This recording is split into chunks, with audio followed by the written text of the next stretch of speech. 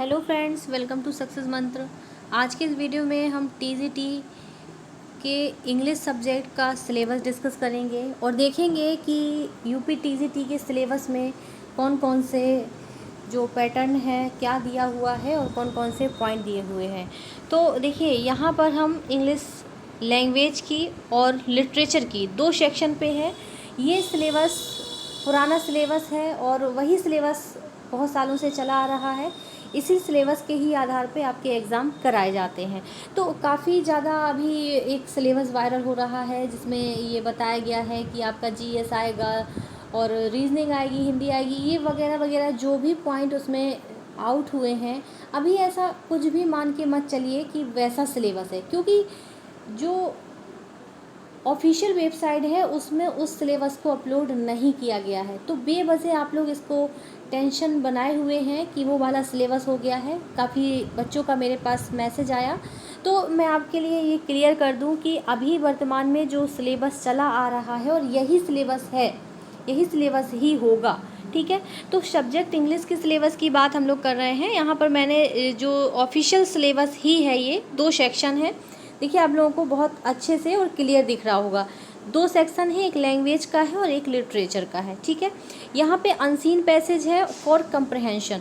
आपको एक कंप्रहेंशन आएगा, उससे कुछ क्वेश्चंस आते हैं, वो आपको पैसेज से ही समझ करके छांट करके लिखने होते हैं, आंसर करना होता है उन्हीं चार ऑप्शंस में।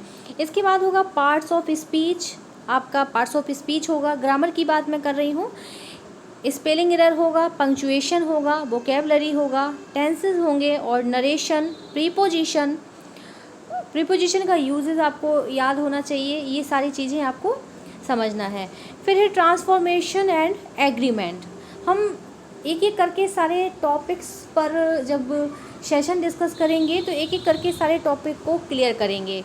आपके सिलेबस के अकॉर्डिंग ही सेशन को कंटिन्यू करेंगे। ठीक है, तो मैंने पहले ये उचित समझा कि आप लोगों को ये सिलेबस, जो लोग बहुत परेशान हैं कि वर्तमान में क्या सिलेबस है, कुछ लोग कह रहे हैं सिलेबस में काफ़ी चेंजेस हो गया है, तो अभी ऐसा कुछ भी नहीं है। ऑफिशियल वेबसाइट में ऐसा कुछ भी नहीं आया है, सो बेवजह आप लोग तनाव ना लें।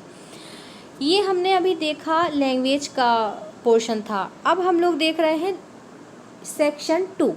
लिटरेचर के पोर्शन की बात करें तो ये देखिए, फॉर्म्स ऑफ लिटरेचर, ये आपका लिटरेरी टर्म्स होगा। इसमें फॉर्म्स ऑफ लिटरेचर, जो लिटरेचर की हिस्ट्री के बारे में, लिटरेरी टर्म्स के बारे में सारा कुछ उसमें ये होगा।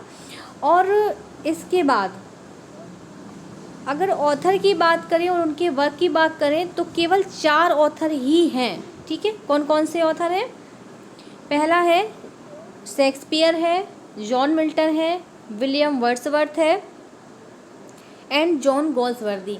तो इन 4 जो आपके टॉपिक हैं, 4 ऑथर हैं, इन्हीं पर क्वेश्चन आते हैं। एक दो क्वेश्चंस इधर उधर से आ जाता है, लेकिन ज़्यादातर क्वेश्चन आपके इन्हीं से ही आएंगे। तो आप लोगों को बेवजह परेशान नहीं होना है और अपनी प्रिपरेशन को इन्हीं 4 ऑथर्स पर, जो सिलेबस है उसी को ही फोकस करके आपको अपनी प्रिपरेशन को जारी रखना है।